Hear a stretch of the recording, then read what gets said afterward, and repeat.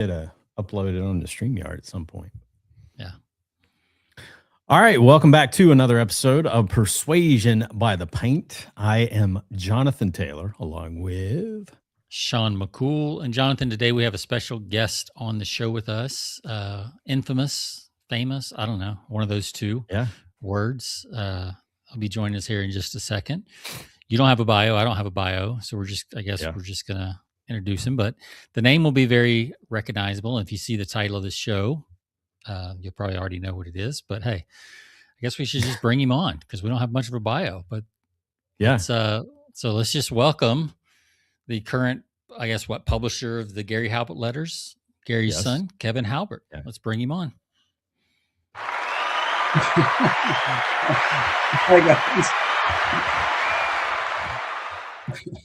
Look at that. Look at that. The 80s track there for you, the 80s applause track.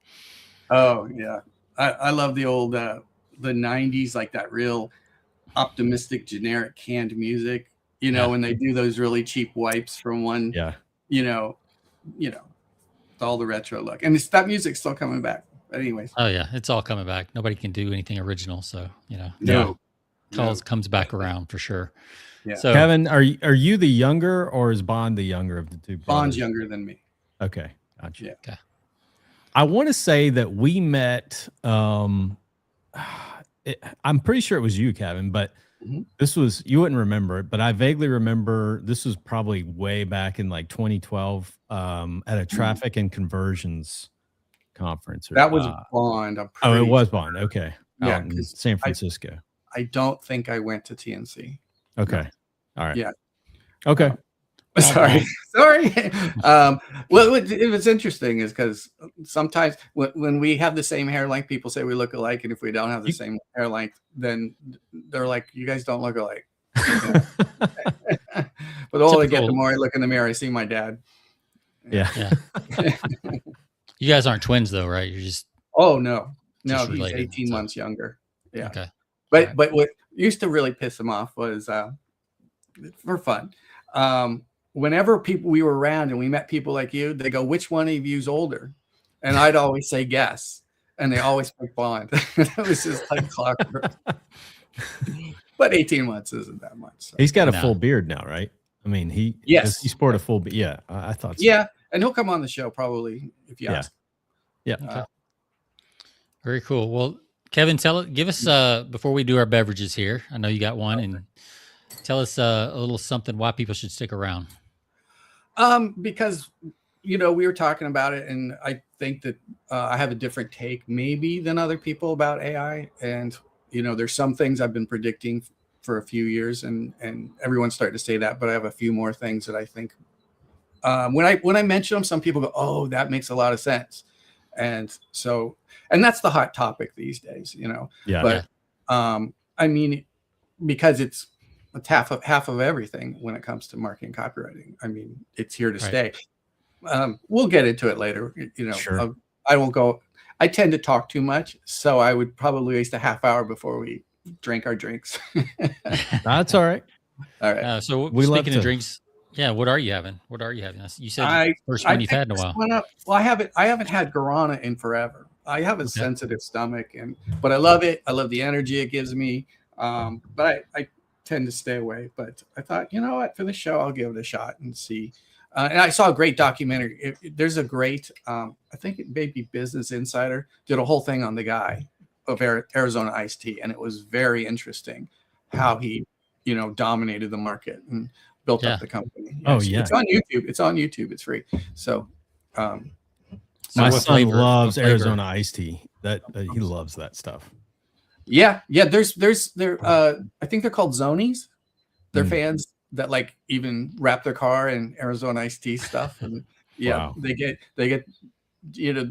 people have what are those? They're not Pinko. They're where they stay in the box and everyone keeps them. Their little characters of Oh yeah. I don't know what those are called either, but you know what I'm talking about. But they're people just collect Arizona branded iced tea, branded everything. And the funny thing is, when this was created, the guy had never been to Arizona. Just figured it was hot. His wife did all the artwork. I think that was the case. Yeah. Have they still managed to keep that price under $1?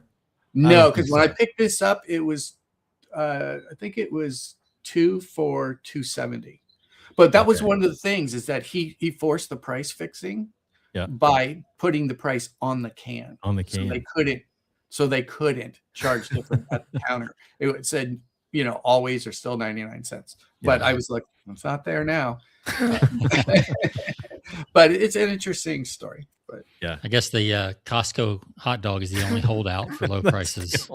Oh yeah, they'll hold out $1.50. Well, and we can talk about that, because if there's anything that you can learn about, which I'm going to send out an email out for a next promotion we're going to break down I don't want to pitch too much. I'm just coincidence is we're going to do a breakdown of one of my dad's ads, and it's a loss leader, and that's why Costco can do that. That's why your printers were so cheap, because they cost more to make than they sell them to you, because they're going to get you on the ink cartridges in the back. Of course. End. Yeah. So you can get a hot dog for $1. I mean, after and roll out with a $400 cart full of stuff. Yes. At least. Absolutely. So, well, Jonathan, what do you have up there in your neck of the woods? What are you drinking today? Let's see. I have something called it is a West Coast Pilsner. It's called the Good, the Bad, and the Crispy. This is a Peaceful Side. Let's see. The guys over at Peaceful Side here in Townsend, Tennessee. Peaceful Side Brewery. So actually it's based, I guess they brew it here in Maryville, but they have a Peaceful Side, like the restaurant over in Townsend that we go to pretty often. So it's pretty good. Let's see here if I can showcase it up close. It is a German style Pilsner. Okay. Let's see. There was something I was going to read here on it. Brewed in a spirit of craft camaraderie with a nod to the rugged charm of the Old West, this beer asks you to forget everything you knew, everything you thought you knew about light lagers. This one's got some teeth. So it is a 7%. I haven't had too many 7% pilsners, so this will be that's pretty different. It's pretty heavy for a pilsner for sure. Yeah. All right. Well, I've got mine is Lucerne. Is that what it is? Lugene. It's Lugene. Chocolate milk stout. So we got a picture of a cow eating a chocolate bar. So that's pretty okay. And I'm not sure that the price sticker covered up the ABV, so I have no idea what it is. Could be 6, could be 10. I don't know. Who knows? But it's dark. You'll know it when you try it. Yeah. Oh, it is dark. Yeah. Oh yeah. Chocolate milk stout. So from Odell Brewing Company. Is it actually? I don't know. We're gonna find out. It's the first time I've had it. So. Oh, okay. Yeah. That's an interesting. I would have never imagined mixing those two together. Yeah. Well, we got some crazy flavors. Yeah, there's some crazy flavors on this show. That's for sure. So, well, cheers to a good show. Cheers. Cheers to Gary. Yes, Dad. Was your dad? What was his favorite? Did he have a favorite beverage? My dad was an alcoholic for a very long time. Yeah. Well, not a long time. We could go into all of that, but he was an alcoholic, and then he got sober, and then he stayed sober for a very long time. Then he relapsed once, and then he got sober again, and that was the end of it. But his favorite drink was Coors, and a lot of people hate Coors. They just call it piss water. Yeah. And I remember as a kid, he'd run around and he'd go, you know what they do different in a light beer? And everybody would say they add water. And it's like, yeah, but he loved mentioning that. Every time he met somebody to talk about beer, he would talk about how light beer was just water, Yeah. I mean, because I think you control the alcohol percentage. You could just make it twice as alcoholic, put twice as much water, and you'd have half the calories, but still the percentage. That's how they make it so cheap. Yeah. Yeah. Yeah, but yeah, the whole family was at. People. We have a little bit of Indian in our blood, and I kind of do believe that there's a gene that gets you hooked. Because, sure. And so, someone asked him once, and I know this is not your favorite topic or anything, but just, what was I going to say about that? Someone, and I do lose my train of thought all the time, though, by the way, but someone had asked him, like, when he became an alcoholic, and he was like, the first time I sipped a beer, it was over. He was hooked, Wow. And so that is wild how that happens. The, genetics, epigenetics, whichever how the environment has the thing, flips that switch, it's pretty wild. The more you get into it. And for each one of us, it's a different thing. Yeah. You know what I mean? Like what's your poison, Mine for most of my life has been sugar. Like that's just, me too. Oh God. So alcohol never, I can very casually drink alcohol, take it, leave it, doesn't matter. But man, sugar gotta have it seems like. So I got a sweet tooth too. So that's my thing. But we'll do a quick rating. So Kevin, did you say which flavor that was that you had, and what do you rate it on a scale of 1 to 5 pints? I like it. What I like about it is it's a watermelon, and how there's some people just put it's like a hint, like they're just being so stingy on this. You could really taste like they put the whole watermelon in here. So nice. Some of those sparkling waters are like that. Oh yeah. They're just terrible. It's not a fan of when they do that. On a score of 1 to 5, what would you give that? I'd put it at 4.5. Okay. Yeah. Solid. Yeah. There's always room for improvement on anything. So. Oh, for sure. Yeah. You got to be careful doling out those 5s. We're pretty stingy with those too. Yeah. Jonathan, what do you give yours? I'm going to go a 3.9 on this. Okay. It's okay. It's a little bitter. It's got a little bit of a bite. So they were right. They warned you. That's right. They said it. Not the kind of bite I was expecting, but it's it's okay. It's not a bad Pilsner. I've had better.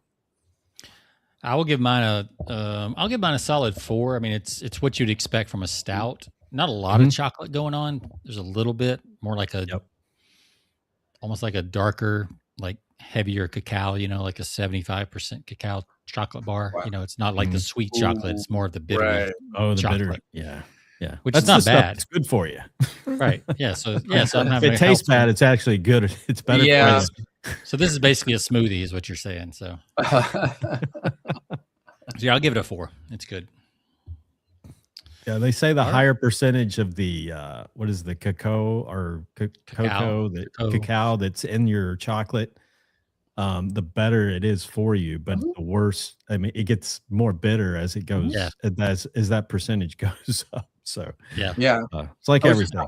I was just helping somebody who was writing some copy for this super high polyphenol olive oil, and the better it gets, the bitterer it gets. Yeah. And this person's writing copy because it helps some people with autism. But that's just. Well, here's a little polyphenol trivia for you. Okay. I'm not an expert on it, but let's go.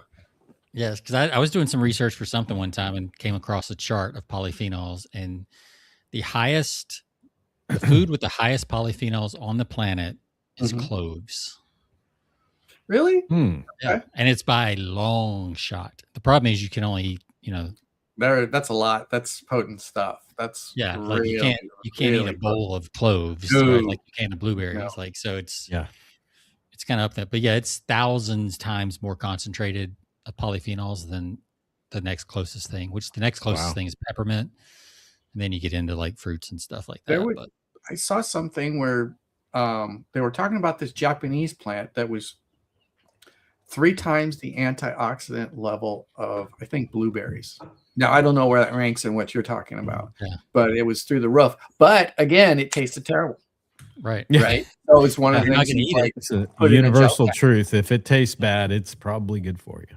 Oh, yeah. I mean, that's part of the Jägermeister. You know, that thing was supposed to ward off things, and then it just turned into a dare. You know what I mean? Jägermeister is just like, all right, it's either tequila or Jägermeister. Like, how's this, So story ending of this evening going to turn out? So what did it start out as? As far as I know, it was somewhere in like Scandinavia, Europe, somewhere that Jägermeister was originally I think it was like a kind of a medication, I think like when you take NyQuil, half of it's the sedation to just make you not perceive your suffering. But yeah, it was supposed to be some kind. We could Google it or something. But yeah, it was more of it wasn't to get drunk and enjoy a nice alcoholic drink. It was like cough syrup is what I'm. Yeah, it tastes like bad medicine. So I mean, we've had some beers like that. We've had some of those as well. Yeah, some are thick enough you could almost chew them. Well, Kevin, I know most people probably listening probably know who you are, but give us like a little background of just for you and where you're at in the business right now, and what your relationship is to. I mean, obviously you're Gary's son, but like to the publishing, the letters, and things like that, and because I know you're still involved in all that stuff. So just give us kind of catch us up with that whole. Yeah. So, well, I've been around my dad. One of the things is that I've been around my dad my whole life, obviously. What made him great and what he was he was always on studying humans and their natures and stuff. And so I would watch him meet new people, and he wasn't sitting there actually kind of like a salesperson. He wasn't having a conversation with them. He was decoding them, decoding their real motivations. And my mom said that she married my dad because he could talk anybody into doing anything. Wow. That was the thing that she was like, she just watched him, and everyone will tell you that. And he was an outrageous person, and he would get very normal, stiff, straight-laced people to do crazy stuff. So I learned by watching him, and before my dad passed away, we were working with my dad at the time when he passed away, but people, when people talk to me and I talk to people, they'd be like, you overanalyze everything. You try to decode everything, and it was like, that's my dad. You know what I mean? Because what he was trying to do was find out, I could tell you, I don't know how far we want to go and how long. Oh, yeah. It's up to you. It's wide open. It's wide open. Tell the story. Okay. So I'm going to write a news. I want to get my TV to be less, so it looks like a window more. All right. So I'm going to write a newsletter, and it's going to be what my dad taught me that he didn't teach you.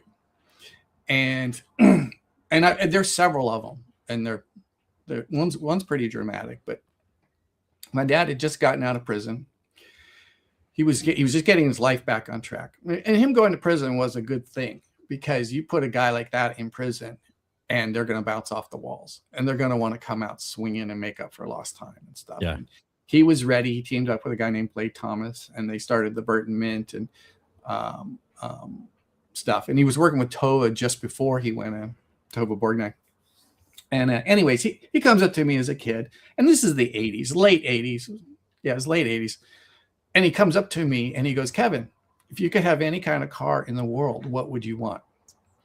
And I said, I would want a Ferrari Testarossa, right? Because that was the car back then. The big Miami Vice, baby. doors. Yeah. Remember those? Yep. Yeah. And he was like, okay, within reason, right? So I go, I would want a white convertible Mustang, right? So I think it was the very next day or 2 days later, he comes, and I was staying at my mom's house, living there. And he goes, hey, Kevin, check out my new car. And I go and look, and what's out there is a white convertible Mustang, right? And I didn't know why he did that, because my dad is different than other people. For one thing is he had all kinds of cars, Cadillacs, Rolls Royces. He drove this cheap ass Jaguar a client gave him once, but a bunch of different cars, a whole bunch of different cars. And, but he never drove. Whenever possible, he made other people drive. And he wasn't the best driver in the world. He drove with 2 feet. He had 1 foot on the gas pedal and 1 on the brake. And he went through brakes like crazy. But the thing was, it wasn't until much older in life that I figured out what he was up to. And that's a lot of things I learned from my dad, was just being exposed to it and not even know I was learning things. Yeah. And so he lived in Burbank and I lived in Hollywood, and his office was in the whole Sunset Strip on the 9000 Sunset Boulevard. And so he would come pick me up. I'd get in the car. I'd probably be driving. I'd drive us to work. We'd reverse that. End of work, drive me back to my mom's. He'd take the car and leave. But what he would do is he would go, "Hey, Kevin, if you go to the dry cleaners and pick this stuff up for me, you can have the car tonight." And he would do that to get me to do anything he wanted. He would be, "If you do this, if you do that, you can have the car tonight." Right? Because he couldn't he didn't care about cars at all. Sure. And he would have gotten any other car I would have said, because he knew he had leverage against me simply because he asked. Right. So I did everything under the sun to be able to go and drive that car and enjoy it, do whatever I wanted. And the light had never gone on. Oh, he didn't give a shit. He didn't want my opinion because he wanted to, see what a good car he would like. He wanted my weakness. Right. Right. And that's the thing when I was a tool for him. Oh, absolutely. Absolutely. And so, but whenever I went, we went everywhere together, and so did Bond, and you drive everywhere and you watch him meet a new person. Oh shoot, hold on. Damn, hold on a second, dude. I'm on a podcast. I can talk to you later. I didn't know how to hang up on you, so sorry. All right. Okay, talk to you in a bit. You're just on a live podcast. Yeah, sorry guys. Let me put this on mute. Like I said, I haven't done one of these in years. Oh, it's fine. Well, it's funny. I don't know if you know, but it popped up on your screen behind you. Yeah. Oh, did it? Yep. Yeah. Oh, okay. So your screen went red. Just FYI, in case you're on another podcast. Oh, you know what? These 2 phones, I have 2 phones running. One is my FaceTime phone that I use, and then the other's the real one with the SIM card. But somehow they still talk to each other, and so they'll both ring and do stuff like that. Oh, okay. So hopefully nothing weird pops up on my screen. Nah. All right. So, but anyways, the whole point is, whenever I saw my dad and he met a new person, I could see him decoding them. I'd figure out what they were up to and what they were. What made him tick? What made him what was their why, Yeah, exactly. And what he would do is he would always be brilliant at connecting what he wanted to what they wanted. And now a lot of things, there's sex and women and money and cars or other things, but he would always be able to make that connection, and he could always get anybody to do whatever he wanted to do. But the thing is that, there's a lot of people sit down, they do psychology, they do this, they do that. My dad used to be a door-to-door salesman, right? And so that he could never turn that off. Yeah. What did he sell? I'm curious. What did he sell? He sold encyclopedias door to door, like a real classic encyclopedia. Britannica. Yeah. Well, it was the World Encyclopedia or something. I remember. I think we still have a set. They're like these. They're all white. They're all. And I think we actually had a Britannica just because my dad bought a Britannica, not because he was a salesperson for it. Yeah. But yeah, he sold other things, but that was the thing. And we could get into how we got into copywriting marketing if you want, but I've never heard that story. Okay. So, all right. So, okay. Everyone thinks that my dad's hero is probably either Robert Collier or Claude Hopkins. And anybody watching this, if you're listening to the latest gurus, you need to go back to the old school books. The old school books are the foundation. Everyone else is talking about it. they're regurgitating this stuff, and there's no reason to get it secondhand, especially when the stuff's in the public domain. Yep. So anyways, though, you think those were his heroes, and they were his heroes. He sang their praises all day long. I mean, he would literally steal a book from the library, and you know, if he couldn't get a copy of one of, say, the 10 classics, right? Because they were just that priceless. But in any case, but that's not really what got him into direct response marketing. The problem was, my dad used to be a door-to-door salesman, and that meant he could only knock on so many doors in an evening, right? But he got in a pitch from a guy named Thomas Hall, and he wrote a series called the Direct Mail Guides. And it was all about how if you could write a good sales letter, you could knock on millions of doors. And that lit a fire under my dad. And so my mom had just recently told me that one of the things they were selling in this catalog were these little pieces of wood shaped like a duck, but they had like a clothespin for holding like recipes. Yeah. You know, nothing sophisticated stuff. But he tried all different kinds, selling all different kinds of things, and failed miserably, you know. And then he teamed up with a guy named Dennis Hasser, and then they came up with Halbert's. And there were two critical breakthroughs in that campaign, or what you want to call it. First of all, they were selling. He'd read a thing about a woman, a retired woman who was making a little extra money painting people's coat of arms. You know, they make it, hey, would you like it? You know, nice little hand painted version of your family crest and your surname and all that other stuff. And one of the pieces of advice that they gave people is I don't know if you guys know what waste circulation is. Have you guys ever heard the term waste circulation?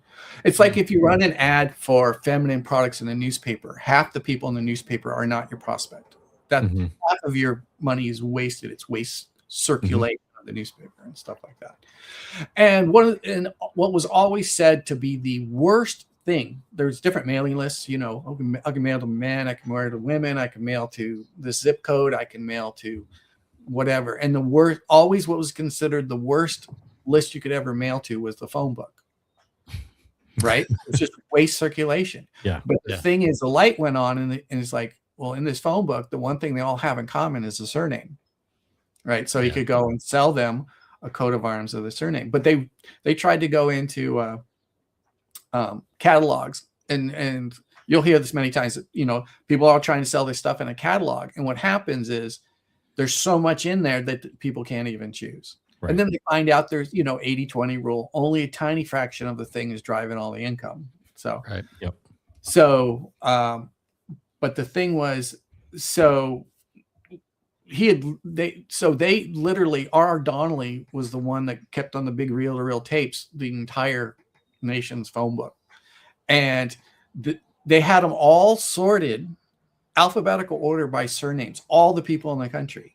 And just at that moment, the zip code system had come out, and they had converted it all to zip code order, right? So you can sort them all to this zip code and blah, blah, blah. Well, they needed the opposite. I think they went and paid like $50,000 in today's money for them to turn it back and get a copy that was without it. Right. And so, but the thing was, that surname thing was a big gold mine because people took pride in their family name, but they didn't. And my mom figured out they didn't if they had a very common name like Smith and Jones.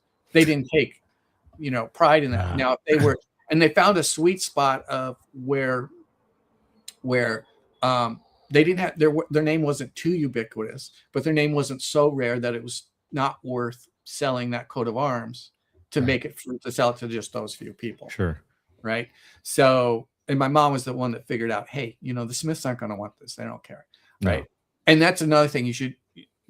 Don't think you need to get your ideal prospect to look at your stuff. Get anybody to read and look at stuff. My dad, Gary Benzavanga. And if you guys don't know who Gary Benzavanga, you need to go find Gary Benzavanga. Oh, yeah. Okay. Because I just heard somebody say, he's not that big a deal. I was like, that guy is the freaking greatest living copywriter now. Yep. Right. But he's not trying to be a guru. Right. Anyways, so where was I with the coat of arms letter? So anyways, So they narrowed it down. They figured out there was only a handful of things, but the hand painted or nicely reproduced coat of arms letter, which I'm sure you guys are very aware of. Oh yeah. By the way. So, and you know that one, but the thing was he had done something, and this is dovetails into the world of AI right now. Okay.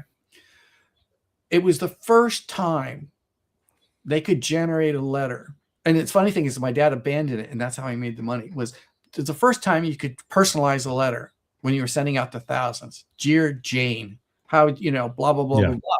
And that had never been done before. Right. So normally you just send, hey, occupant, blah, blah, blah, blah, blah. And this was, dear Jane, how would you like to blah, blah, blah. And it looked like a one-to-one message to one person. But the problem is that for some reason, the computer generated salutation did not equal the fonts and style of the body copy of the letter. And my dad said, screw this. We'll just get 10,000 Murgatroyds. He always loved to use Murgatroyds, which is, he also loved a Snagglepuss, and he always said having the Murgatroyd. That's where my brain went as soon as you said that word. I was like, oh, that's Snagglepuss. Yeah, he always did an imitation of Snagglepuss. He was pretty good at it.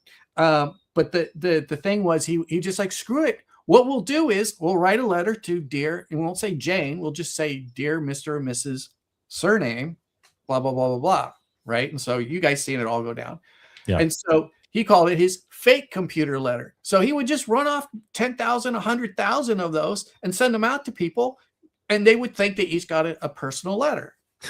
Do you know what I'm saying? And that was a big deal. That was bleeding edge concepts. Now, today, you get a personalized letter. You're just like, well, what data broker sold my shit, right? Yeah. So it proves that, was it Schwartz called it? It's like, what's your market sophistication? Kind of like, do they know your game or do they not know your game? Mm-hmm. Right.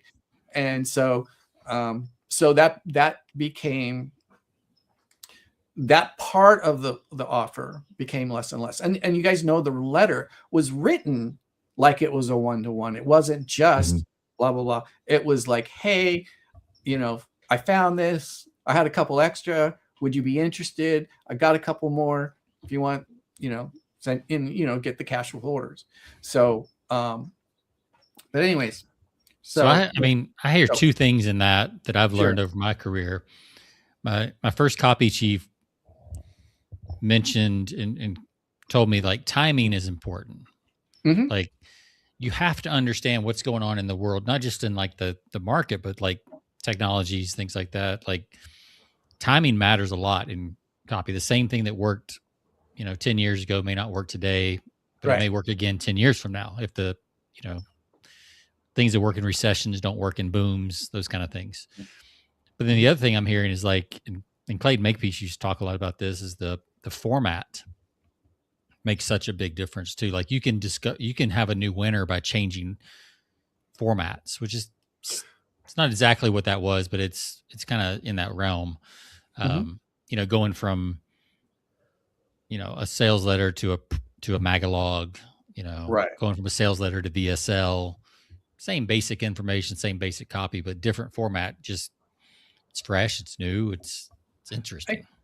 I think my dad was not big on that stuff, even though he did write winners for Agora and other people. He beat other people when he went up against them. By the way, those guys never went up against each other. Gary Halbert, Gary Benzavega, and Clayton Makepeace. Waste of time for us to eke out a point something percent. We might as well just punch down, you know, and that's another thing you should always do in copywriting. Everyone's trying to go big. It's like, no, go punch down in a market where, people are clueless and doing it wrong. I've learned that as well. Makepeace and my dad were very different in that sense. My dad was a black courier new, text on a white sheet of paper thing. Right. And Clayton Makepeace was very much, as you said, the Magalog, him and Carleen Cole and a bunch of those guys. And they had illustrators, and they, who's the girl? She's really good at layout. Lori Haller. Yep. She's Lori Haller is, I think she's the best. She's the only one, she's the one, you know what I mean? But anyways, so Lori's good. Yes, and the thing, the thing, this is what I'll say is that when you, you know, like when you smell a smell, it reminds you of something, right? There's nothing more tied to memory, no sense more tied to memory than smell, right? And the thing is, if something looks like a magalog, and all the magazines you've ever seen all have a sense of authority and professionalism and everything else, you're borrowing that from them. That's the whole thing about. The same thing happens. You guys know what an advertorial is? I don't mean to offend you guys at all. No, right? no. Yeah, Right. no, no. So you know an advertorial. Do you know what the readership difference between a space ad of the same size in a newspaper and an advertorial? And for those watching, an advertorial is an advertisement that looks like an article. Yeah. Right. But do you guys know what the readership difference between those two is? I don't. I don't, but I got to imagine the advertorials like a whole lot. 500%. Yeah. Yeah. So for the same expenditure to rent that space on a newspaper or magazine, 5 times readership. Wow. Right. In fact, it gets so effective that you kind of have a, you know, I haven't done this, but Carlton and my dad did. You know, they would, you know, kind of negotiate as close to the publication's fonts and layouts. You know what I mean? Just and like blend it in. So it's, you know, you look like you were just one more article in the thing. And then you got to the point where you had to put like advertisement at the top or the bottom. Yeah. But it didn't matter. Yeah. Now, one thing I will say is that the world's a little different now. I could get into those details, but you know, people say this world has a short attention span and they don't pay attention long and they don't do much. That's kind of true, but kind of not true, because you'll watch people binge watch hours of something. Yep. Right. So, and that'll be on their phone. That'll, you know, they'll listen to your podcast, everyone's podcast endlessly, you know, and my dad would say it can't be too long. It can only be too boring and stuff like that. But I also believe when you start reading copy, you're not thinking about the font. You're not thinking about the format.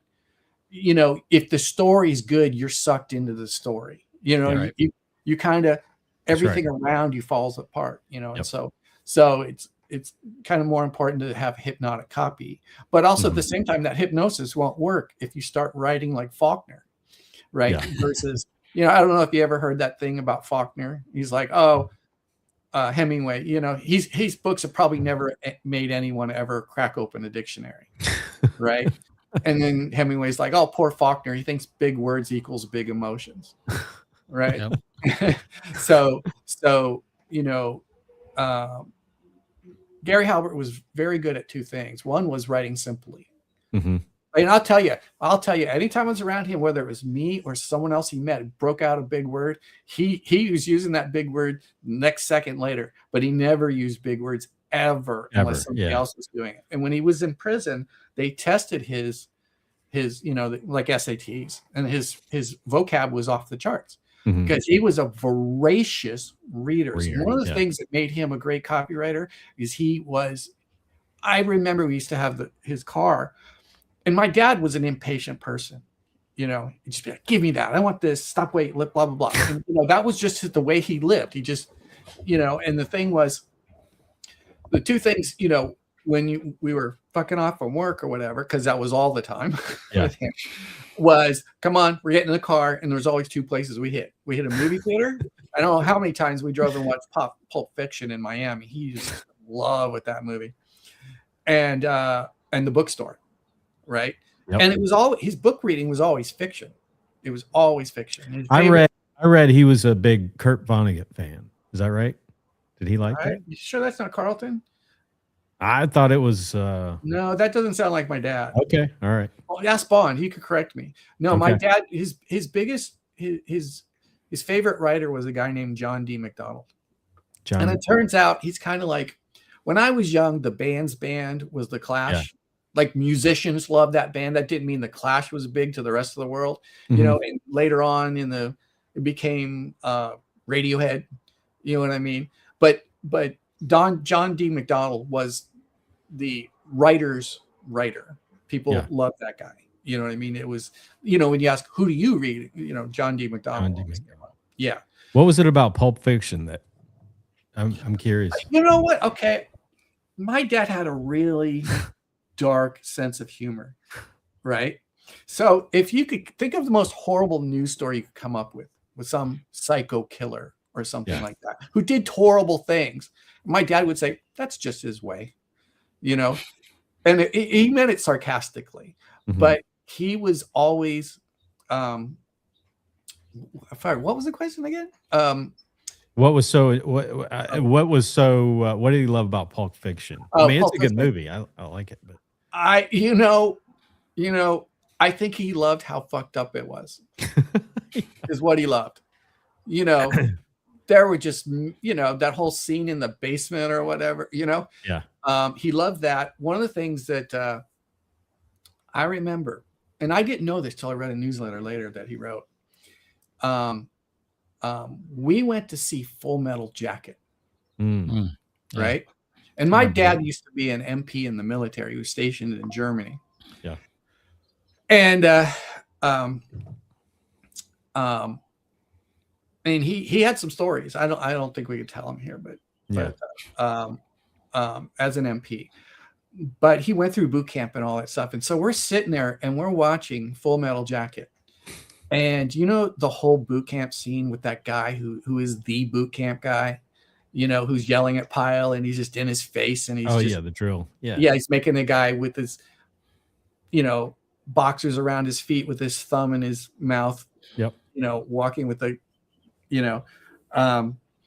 that whole time, my dad was laughing his ass off. And I mean, I'm talking about not before the really dark last moment of boot camp. Right. But the rest of it, he is just I mean, he couldn't control himself. I mean, it's like, it's like laughing during Schindler's List or something. It's just like, what the, and then later on, because the thing is, what I did know then, because I was a kid, was that there's always a runt in boot camp. There's somebody else that they pick on. And it's like to make everyone else afraid and want to go, shit, I don't want that to be me. I better step it up, and stuff like that. And it turns out my dad was the runt when he went through boot camp. Yeah. And it was like, and, he was picked on. He was humiliated. I think they told people to step on him and kick him as they walked past him and, whatever it was. And then later on, the drill sergeant came by and said, hey, I just want you to know, you're a good guy. You're great. There's nothing wrong with you. Blah, blah, blah, blah, blah. And it was just psychological, management of people who better get their ass in gear or they're going to, if they start crying in their trenches, they're going to get a bullet, And so it was, you're going to take the hit for helping save these people's lives by being this. But my dad just loved, and I noticed that Carlton a little bit, my dad, if you become a copywriter as a marketer, you want to be good at this. You got to stop thinking about everything that's politically correct. You have to think of the world as it is, not as you wish it to be. Sure. As that person, you're alone with them and you need to speak to what they really matter. If people run around as, it's kids and go, looks don't matter. It's what's on the inside that counts. And I guarantee you the quarterback is still going to be dating the head cheerleader. That's right. That's stuff's going to happen. And none of this Shrek stuff is going to play out the way you want to try to beat it. Oh. So, what was I going to say? So the thing is when you become the level of Carlton and my dad and other people, and who's really good at this? Clayton is a really witty guy, really sharp mind. You get a kind of cynical attitude because you see the world as it is, not as everyone's pretending to be. And so you get a dark sense of humor. That's kind of just a rite of passage. You're like, oh, okay. Yeah. So when you really start to look at human nature and you do the research on so many different things and what makes people move, and you can't help but start to find that stuff. I mean, you start to uncover these patterns and these always underbellies. Maslow. Yeah, it's all Maslow. Yep. You can't, you can't walk up to a guy who's suffering from, a severe burn and try to sell him life insurance. Yeah. Right. He's got, you know what I mean? Everything's got, it's like, this is more important than this, and this is more important than that, right. And so, you got to know where that prospect is at. And, what I always say is, in copywriting, you need to know what your prospect needs to hear in order to buy.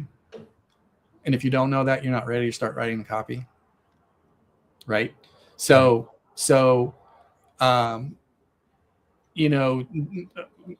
friend of mine was telling me about how his buddy was like, screw the US. The US, I was in the military. They screwed me over. I'm going into Southeast Asia. It's all nice and better in there. And me and my friend are just like, geez, he's going there for the girls. You know what I mean? It was nothing he was saying, but and that's where AI falls short. It can't read between the lines. It can only read what you tell it. Yeah. Yep. And as far as one of the things that surprises people is that AI is on the spectrum. It's very literal and it can't read between the lines. Oh, I've not heard it put that way, but that lands for sure. Yeah. Yeah. I may have to rename my AI bot just after that. Sure. And that's the thing. That's a great point. Like it is very on the spectrum. Yeah. I can. Yep. Or what's the big guy from Guardians of the Galaxy? I never watched any of those. Thanos, maybe? No, not on the good guy side. I can't remember his name, but anyway, he was like that. Right. Well, the kid from Big Bang Theories, the annoying one, Sheldon. Yeah, I mean, he's completely that guy. What's his name? He's the writer producer, Chuck Lorre. That guy is brilliant, and I mean, they really knew how to build a profile of their characters without spelling it out. You spell it out, it wouldn't be as fun if you spelled it out. But here's a guy who doesn't get social cues at all. Yeah. You know what I mean? He doesn't know that what he's doing is completely inappropriate. Sure. You know? Isn't. But they will say hello and do all this when they're told to do it. They just don't understand why they need to do it. Right. Yeah. So AI can catch up if somebody says the quiet part out loud, but it can if you don't. Doesn't have the ability to read the room. No. No. That's a shortcoming right there. It's a big shortcoming because it's the biggest thing. Yeah. Right. The biggest thing is knowing, what they really think, what they really feel. And that, okay, we're guys, there's girls out there, and it's true on both sides. But AI is never going to help me figure out a woman. Right. What does she really mean? She just said this and he just said that. What does that mean? Yeah. Right. What you're going to get is some psychobabble. Right. And the girls do the same thing. What does he mean by that? What does he mean that? And it was just like, he meant what he said. Do you know what I mean? But both sides are, but that whole thing explains how much it doesn't intuit. Oh, what did I do? Why did I piss them off? What did I do wrong? Why did they offended? Why did they hurt? Why are they, so yeah. And like you were saying, your dad was such a keen observer of human nature. And I think that, I mean, you just nailed it. It's like, that's one thing that AI doesn't understand. It's like the humans are what's the old title of that book? Predictably irrational. Where it's like, you can't peg us all in one, you can't, it's like a one size fits all. We're all different. And if you can read someone, or if you can go in and really have an understanding out of a conversation and really get to the bottom, get what their true intentions or what their true desires or what their big why is, and what they're not saying is exactly. Yeah. And that's why the headlines, if you try to get a headline out of any of these AIs, and I don't care really what you pre-program it or prompt it with, like they just always are a little flat. Like it's missing that reading the room and that in between the lines stuff. Can I ask can I go to the restroom? Is it possible? Oh yeah. I don't know if you guys ever do that. I just, we do. Okay. All right, because our show's so long. Okay, give me 1 second because this thing's getting through me. Yeah, I don't know why I was thinking that Kurt Vonnegut, somebody that I was reading said that he read Kurt Vonnegut. But it could be your research was off. It could be John Carl. Did you use Claude? Is that what's happened? No, this was on. I was reading this on a Reddit. Thread. Yeah. So. Lots of opinions over there. That's for sure. Yeah. Such a reliable source of information. I mean, there's some good research on Reddit, but there's a lot of crazy on Reddit too, for sure. Yeah. Oh yeah. So exactly. Yeah. I do want to ask about the bond letters. The boron letters. Bond letters, boron letters. These. Do you have? Oh, there you go. I was looking for my copy, and I guess mine. Yeah, there you go. Yeah, I need to ask. Like, were these really damaged in a hurricane, or did you just rip the covers off and sell me this? Wow. So wait. Open that up. That's like the actual handwriting. Yeah. Look at that. Ooh. Now, where did you get that? Where'd you get that copy? Well, I actually have the delivery letter on it, and okay, the letter was from Bond. But yeah, we were just talking about the boron letters. The boron letters, right? And I've got the. You got the originals.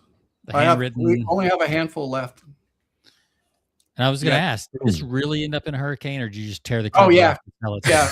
I could go down and look at my car. Okay, so the problem with the boron letters is that my dad lives in Florida and there's high humidity, and those had high gloss covers on them. And when he left them out in the humidity, they fused together. Oh, they stuck together, yeah. Oh, I still have them fused together. We literally have to tear them apart. Yeah, I can see that. It gets lost. Yeah, you can see like the gloss was here on the edge, and then all this is the torn. But yeah, no, it's I've got the letter, the delivery letter, reselling it, which is a nice touch. From my dad or from us? From Bond, yeah. Or at least Bond signed it. Yeah, we're trying not to sell any more of them or give them out because they're so rare. We only have a handful. Oh, yeah. And at large format, I think we might have a way to reprint them, but I don't know if we'll be willing. But, it's really, is you can see his handwriting and you see how much he doesn't screw up. Yeah. And I was going to ask about that. Like, why was it addressed to Bond and not to both of you? I don't know. I think I was. And how do you feel about that? What's your feeling there? I think he wanted, I don't know. I mean, let me put it this way. Probably Bond was more engaged. I think I was going through my little surfer phase and I was kind of obsessed with just doing my thing. But I think he just he needed to pick somebody. Yeah, I mean, you could ask him. The other thing is that the youngest always get the you know what, that was one of the things that I remember. That's all the way it goes. I got attention because I was the middle child. This thing off.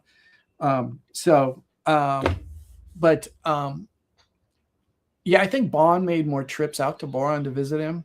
And how old were you guys when that happened? When he was in? I think he was in. I was born in '67. I think he was in. He was in for 10 months. So I want to say he was in somewhere like 84 to 85. Okay. And remind me, what was that for? This is the fucked up. Sorry, I don't know if you guys. You're fine. All right. So my dad learned a lot of prison stuff, but he was in what they called Club Fed, which meant it was like the wall around the prison was 3 feet tall. Basically, you got to stay in there if you followed the rules and you didn't get into a lockup. You might sleep in a barracks or something, but his job was to rake rocks like a Japanese Zen garden or something. I mean, he had a silly little tiny job. What was the question name? What was he in for? Oh, was he in for? Okay. I do that. I get really long in the sentences, but what I want to say is when he was in prison, he was like, what are the percentage of people in here that are guilty? And he was like, almost all of them. Yeah. And he met mafios and stuff. But this is the thing. My mom wasn't always a fan of my dad, but she always said he was innocent. And he was innocent. And if you guys ever read The Dark Side of Success, you probably kind of know this story. It's probably one of the best non-copywriting life lessons there ever was. But what happened was, okay, we talk about waste circulation and stuff like that. This will dovetail into what. So the thing is that mailing lists are lists of people that have something in common. They all love golf. They love Sports Illustrated. They love sewing. They love whatever. And there's a whole difference between different levels of what they call a hot lead the person is. And there's this thing called recency, frequency, and unit of sale, which means a list where somebody bought something similar. One of the most valuable things is how recently they bought it, right? The other one is how many have they bought multiples of this? Are they obsessed? Do they buy every golf swing book, right? Yes. And then did they pay thousands of dollars for each one of those? So each one of those, it's a ladder to how hot of a target is. And then they have a thing called hotline leads, which is the frequency part. The ones that bought last month, they're still into golf. They haven't broken their clubs in half and given up and, stuff like that. So when it comes to that, one of the things is that the list brokers who sell you those leads, those names, charge you more if they're the hotline leads, the ones that just bought this month. They charge you. People will pay more. They'll pay 50% more to get that list instead of the one that it's been on the list for a year. So my dad was rolling out a promotion. He did a test. In the business, they'll call it an nth name test. But in this time, so they'll say, like, give me every fifth person on the list, or second, whatever the nth is, so you can break up the list. Well, what these guys had done was give my dad, because they had thousands of names, right? Yeah. But you take a little sample and test it, right? Today you do it with $5. Back then you needed, I think it was, 5,000, 10,000 minimum to do a relevant test of sending a direct mail letter to offer. Well, what these guys did was they gave them their hotline leads, and my dad didn't know it, right? Now, my dad didn't. He had money. We were living in a beach house on the beach in Santa Monica, California. We used to live in Tom Mix's home, the old Western actor. Kennedy used to stay a few doors next door when he would visit. Wow. It was called the Western White House. I could tell you a whole story about that stuff too. But the thing was, this guy gave him a hotline leads, and my dad was getting short on cash. He's like, "Oh, this is working great. Mail the entire file," is what they call it. They call it a file. Mail the entire file. Well, they just gave my dad the phone book, right? Because he thought he's going to be able to fill the orders from the test with the profits that came in from the rollout. That rollout didn't, and so he could not fill those leads. And then when they appoint a guy to be the watchdog, they always find an angry dog. Yeah. Right. And you guys probably read about that guy. And so my dad did make an offer. People did send him money. He did not fulfill those orders, but fraud is the intent of defrauding somebody, not the fact that you couldn't fulfill your orders. Yeah, not a cash flow problem. Right. And they did the same thing. They did one of the things that they did. And you want to get a master class in marketing persuasion, watch Prosecution. Right. Who was that guy? There was a guy that was like near Trump's first administration. They did the same thing to my dad, which is really messed up. Is what they did, as you guys have read. They took a photo of my dad's beach house and put it on an easel for the jury to stare at for the whole trial. Yeah. Basically to say, this guy didn't care about anybody. Look at this big beach house. Look at the way, right? Set in the frame. Yep. Yeah. And they did it to one of Trump's friends where he had like an ostrich leather jacket or something, and they put it up in front of the jury to make them resent him.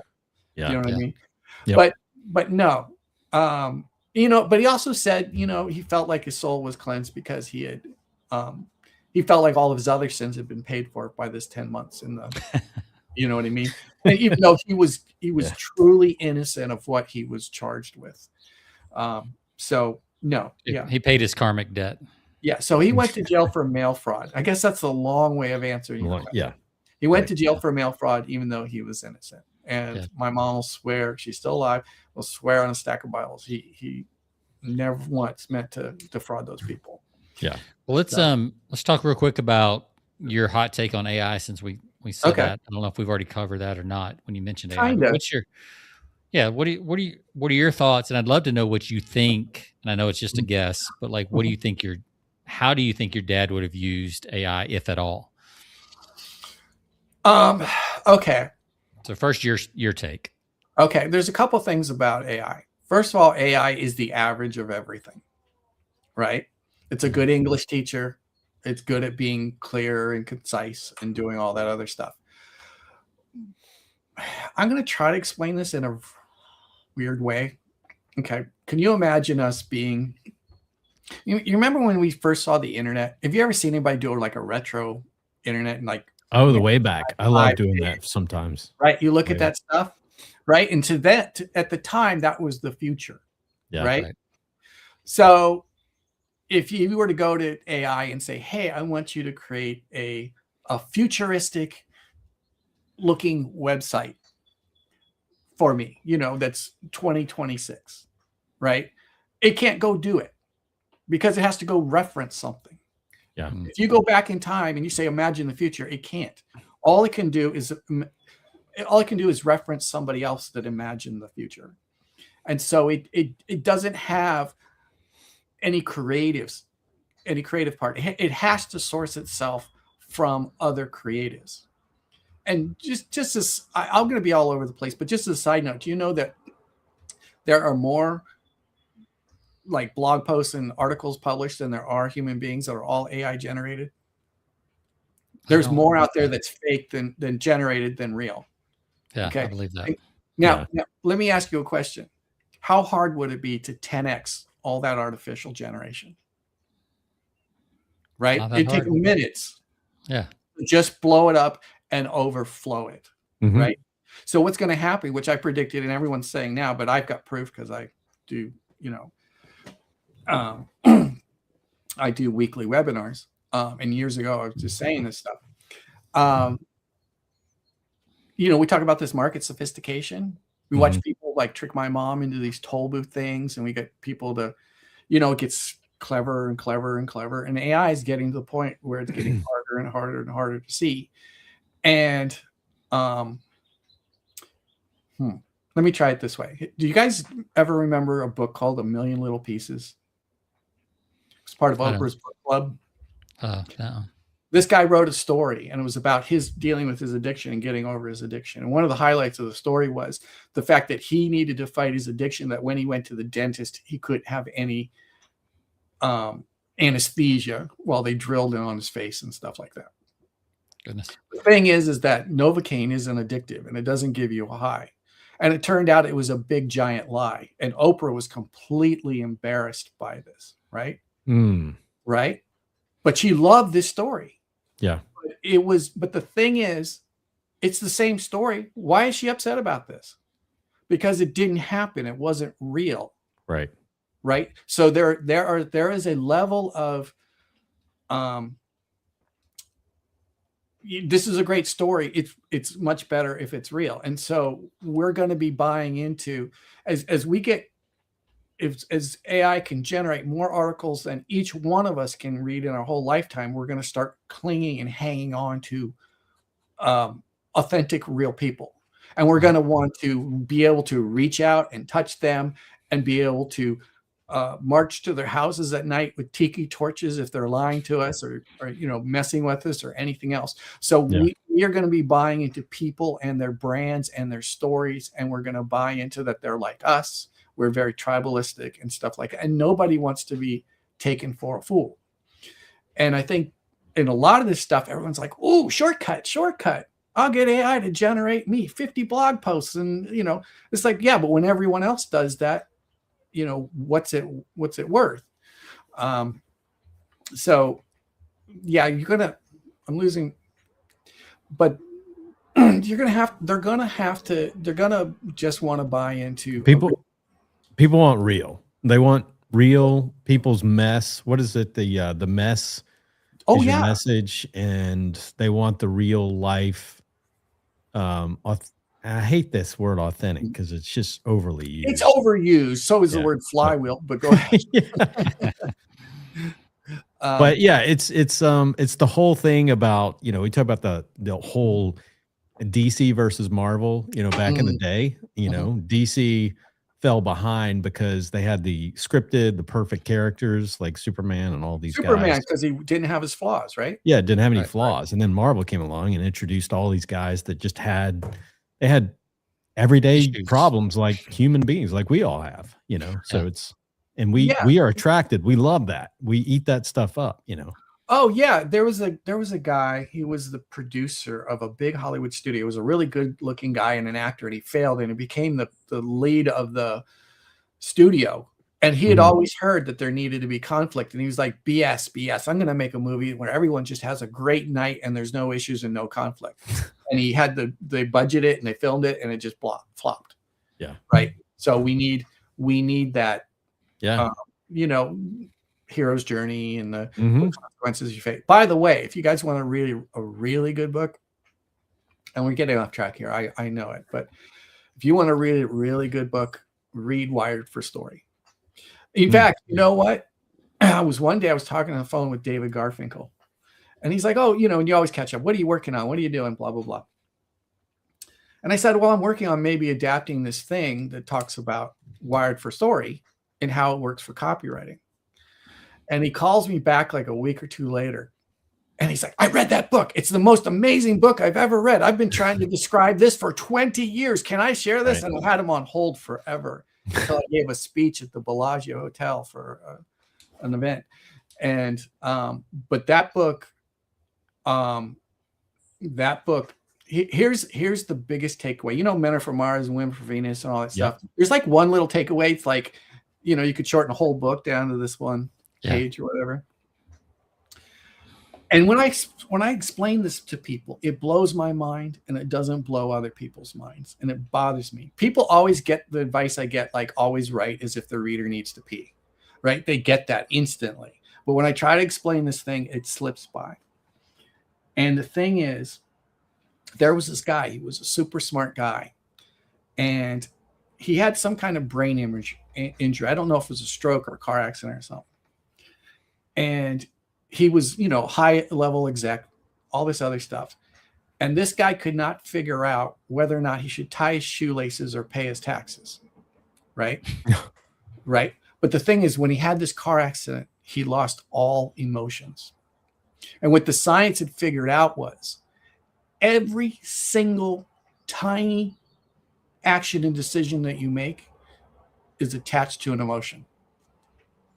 So that means whenever you're talking to somebody and trying to persuade them or do anything, you need to be talking to that emotion. You know what I mean? Like, well, how do they feel about it? What are their thoughts? What's coming up? All that stuff. It's always, I talk about how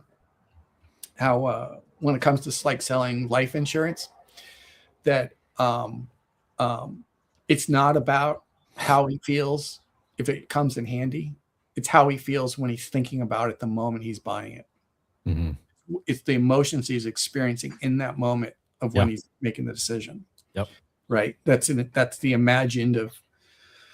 Yeah. So anyways, where were we? That's the same with all great films. They capture that certain emotions that. Oh yeah. If you don't have any emotions, you don't have a story. Yeah. I mean, you have a training video for an office employee manual. You don't have a, and another thing that was interesting is that in the Schindler's List thing, and this is what they said in Wired for Story, which I already knew it before I read it, was that when you talk about 10,000 people that die in a Vietnam War or anything else, it's such an abstract thought that it means nothing compared to, remember the girl in the real red coat? Yeah. When you get close up and detailed and personal with one person. Yep. Right. Yeah. It kind of singles that person out. Yeah. So, yeah. So you want to do that. That single person reminds us typically of someone in our life.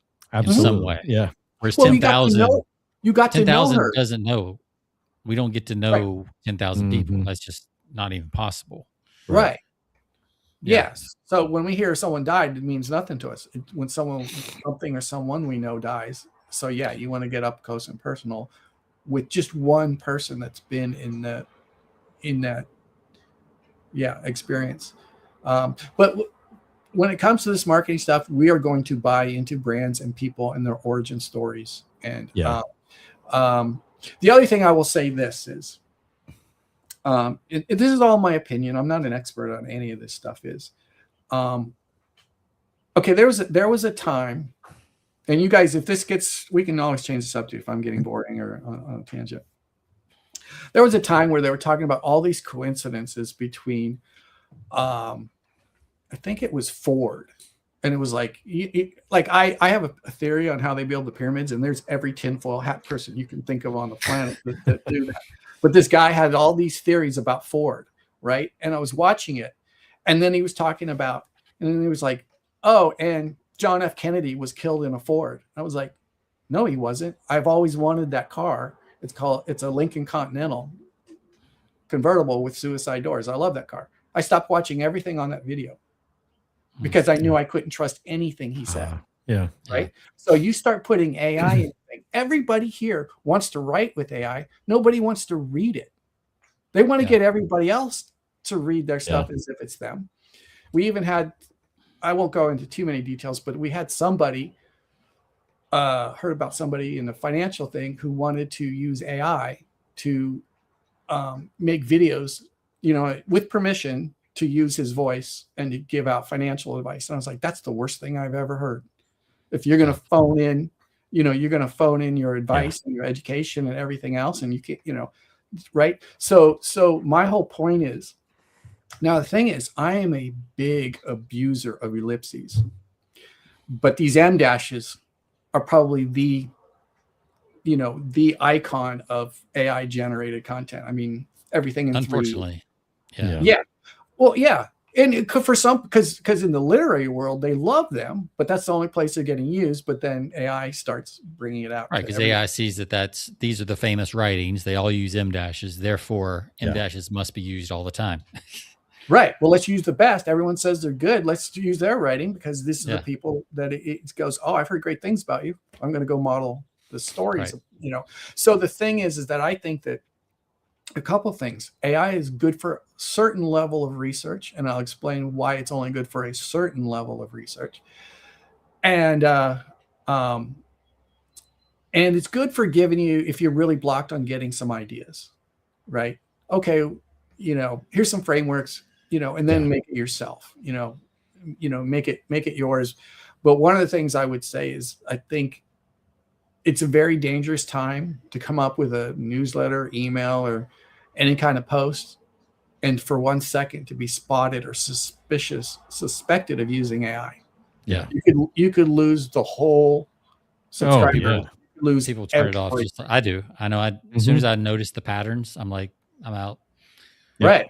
So what I would highly suggest, in my opinion, and I'm not an expert. I'm Gary Halbert. I'm not an expert at any of this stuff. But what I would say is, if you want to start learning to write something and you want to, get AI to what my dad would call break the back of the ad, right? It's just to get the, all the pieces and get it done. And I'll show you another thing that's very important for writing. If you get some good passages in AI, do never highlight it and copy it. If anything, in courts, they'll go, here, you don't remember this. Can I show you this report you've written? Can I refresh your memory? And then they take so they read their police report and then take it back and then the witness is allowed to testify to what now it refreshed his memory. He's not allowed to sit there and just read it to the jury and stuff like that. The whole point is that I think that if it's got some great concepts and great points, look at it, read it, retype it, because then your voice, your punctuation, everything else will come through, rather than, I'll just take this one good sentence, and just drop it in. Yeah, that's a great point, because I mean, I've tried some different tools over the last 3 or 4 years, and that's where I always it'll come up with some decent stuff, but then trying to weave it into my voice. God, I struggle with that too. It's well, I might as well just write it, because it's so much more work to weave in these awkward sentences than it's worth, in my opinion. I mean, that's what I found. And it's never going to have a good place to just drop your core stories and your key observations about human life. It just doesn't leave any space for that. And then you have to figure out where to wedge it in, and it gets awkward. And its tone is different, and the on ramp and the off ramps are clunky. It's a thing. But I'll tell you one thing. So there's some of these tools that go around, and there's subreddit kind of scrapers. You go, I'm interested in this, and I'll tell you all the related subreddits that are around it and stuff like this. And the other day, my phone dropped on the carpet in Staples. And I'll get into another thing about that. But I picked it up, and it didn't even make a sound, because it was like semi-plush carpet. Pick it up, and it's broken. Half the screen is dark and black and streaks and lines and stuff. And I'm like, crap, I can't deal with this right now. But anyways, so the next day, and that's the thing, you talk about Maslow. Imagine how long you're willing to wait to get your phone fixed. It's like, you're not willing to wait. Like I have my 2-factor authentications for the Gary Halbert letter on that damn thing. You know what I mean? It's like, it's got to get fixed. But so I drive out to this place. It's just a strip mall. And it doubles as a collectible store. They have just like this little part of the store where they put like one of those vertical screens, and they go sit behind it at a table and take your phone apart and put the new piece on. And the whole other part of the place is just a glass counter, like a jewelry store. And they have Yu-Gi-Oh and Pokemon and all this other stuff, right? And I'm sitting there, and I could tell you another manipulation that worked, but it's kind of what my dad would do, but that's a different thing. But the thing is that I'm sitting there, and I'm watching these people, and there's people standing there at the counter, and some of them are like in their 40s, and some of them are in their 20s. Some got tattoos, some got wedding rings. Most of them are wearing branded clothing that just has, it's not a shirt like I'm wearing. It's got Nike or, whatever. It's got some print on it or whatever. And so I'm just watching these people. And I mean, this guy who was there before I got there and was there after I left was just standing there staring at all through the glass. And they have all these graded cards that are all special, And the thing is, he goes and he buys some Pokemon cards. I found this out later because I don't know anything about it, because I walked back in and asked the guy who fixed my phone, what the hell is all this going on here? And this guy had bought this, and it looked like a Pop-Tart. It was in like a Pop-Tart, like that whatever those Pop-Tarts come in, that vinyl, that silver stuff. And he's opening it up, and he's looking at it, and there's a guy standing next to him. He's like, oh my God, you got a blah, blah, blah. Right? That's like $80, right? And then he opens up another one, and he's like, oh, you got another one, And so this guy's like the high roller at the craps table and stuff. And then he's turning the cards in to the counter guy, and he's exchanging them for more of these Pop-Tarts. Do you know what I mean? And the thing is that you could see that they were hypnotized, and they were looking for the Charizard or the whatever the super rare thing was. You know what I mean? And I don't think anybody, you talk about read between the lines and stuff. I don't think any Reddit post has ever explained the hypnotism and the obsession and the everything that these people are feeling about their childhood memories and their, and the greed over, it's a card. It's a like piece of card. You saw that scene. You could now go write for a collectible, company, write a letter, and you could describe that scene in a way that AI would never be able to do, because you watched human nature happen. That's not in any guidebook on Pokemon subreddit thread. Like, no, that's the craft, like that, and that's why story is the highest is the highest converting copy. And it's not even written on Reddit, right? That obsession, that watching these people, their whole consumption, it was scratchers. I don't know. Do you guys have scratchers wherever you are? Oh yeah, we do. Right? You see a person lottery scratchers, and then they win some. What do? They chain them in for more scratchers. Turn it right back in. Right? It's a whole. It's a thrill. Never gonna see that. It's a chase. Yeah, exactly. It's a thrill of. Well, collectors, man, those guys are just. I mean, you get in their zone and they'll.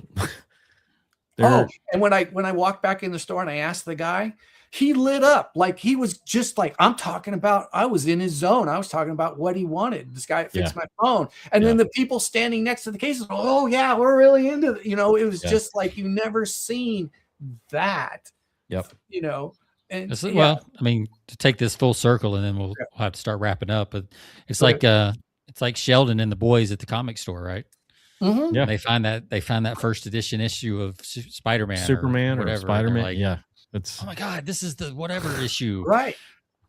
Yeah. And if you're not in that world, it's like so. But if you're in that world, it means everything. Well, you know what? Yeah, And here's one of the interesting parts. Japan limits these Pokemon things because they consider it gambling. But the thing is, when they do that Pokemon stuff, those people deliberately print some things very little. Right? And it doesn't matter what it was. Take whatever card that doesn't, that is the only thing that will take care of the Zagarnik effect to their collection. You know what I mean? It's like, back in the day, it was the Franklin Mint. They sell you coins or any collections. They'd send you the holder, right? So you could see all the holes of all the quarters you didn't have yet. Right. You know what I mean? And here you are holding out this one quarter, and you've only printed 1% of the everything, and all of a sudden it didn't matter which one you didn't print. They all need that one because it's this artificial scarcity. And nobody wants you to just take a picture and print it out. That's AI. They want the, those boring letters you're holding in your hand. We went to an event once, and I remember we were had a whole bunch in a car, and we had brought them out, and it wasn't our event, but I think it was Carlton's event or something. And I was like, hey, would you like one of these Gary Halbert handwritten things? And every time someone went to buy one, I said, this is free on the website. And all those people said, shut up and take my money. Yeah. All of them jammed cash in our hands to get that thing you have. And we only have like a tiny box left. Yeah. And so, there's a big difference between a car that's won the 24-hour Le Mans and the exact same model. It looks better. It's in better condition. There's a story, right? Yeah, the story attached to it. Yeah. Yep. Man, we could talk all day about this, Kevin. We may have to have you back on and maybe have Bond on as well. But any last words you want to share with the people? So I think you answered. Yeah, I think he answered our question. Is that Gary? So. Gary wouldn't have used it to write, but he probably would have used it to. Could I give a little bit here for you guys? Yeah. Remember how I said you couldn't see the future? Yeah. Right. Hey, I can't see the future. I can't see the future for you. Sorry. I know you guys are closing out. I apologize.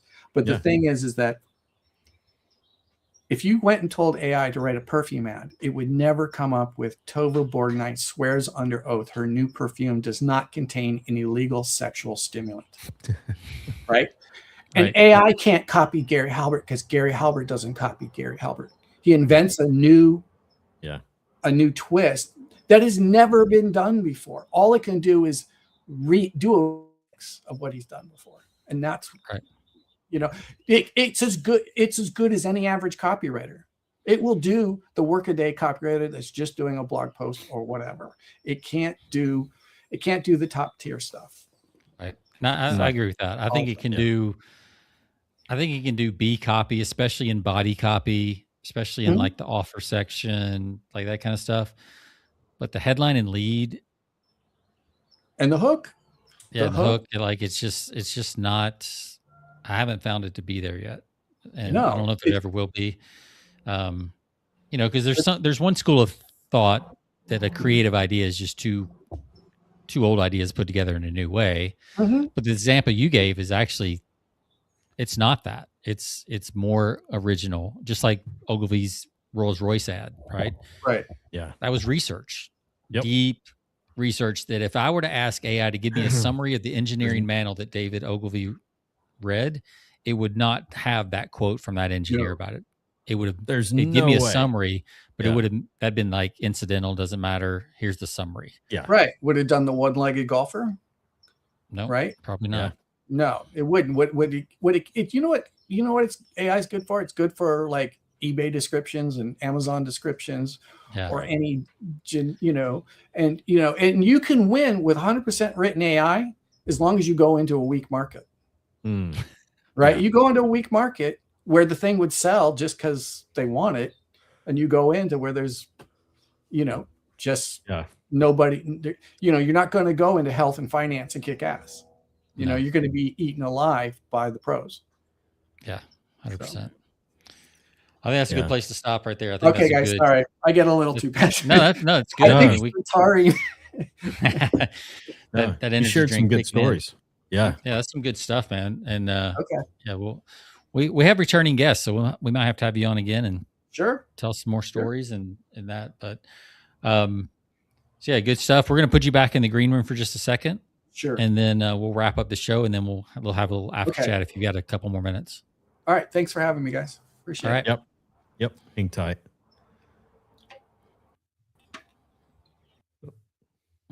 We do that all the time. Who's going to press the button first? That's right. That's good stuff, man. We may have to turn that into 2 episodes. It's some good stuff. I know. I have to break that up. There's a lot of nuance in there. Oh, yeah, for sure. Like that's one I think. Have you read this book, Wired for Story? I feel like I have it. It may be in a box somewhere, but I have to look at the cover to remember if I've read it or not. I just ordered it. Yeah. If not, I may get it again because it's not jumping out at me. So maybe I haven't read it. Yeah. I know I've read something with Wired on the cover, but I'm jealous of your boron letters. The fact that I know, I actually feel even like more special now. You got a collector's. I mean, it's like, if I ever get in a bind, I know what to put on eBay. So,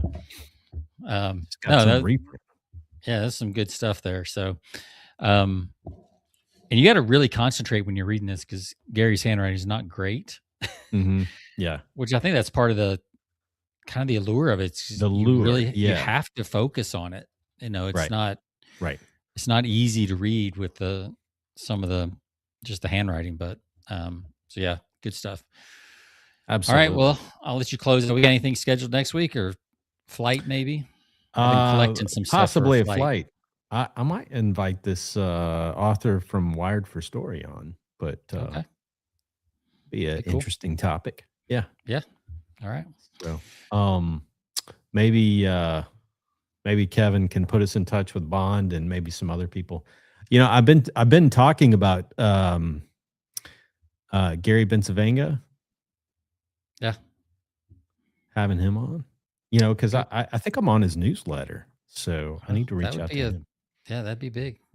Yeah, got his Bencivenga bullets in a file in my file cabinet. Yep.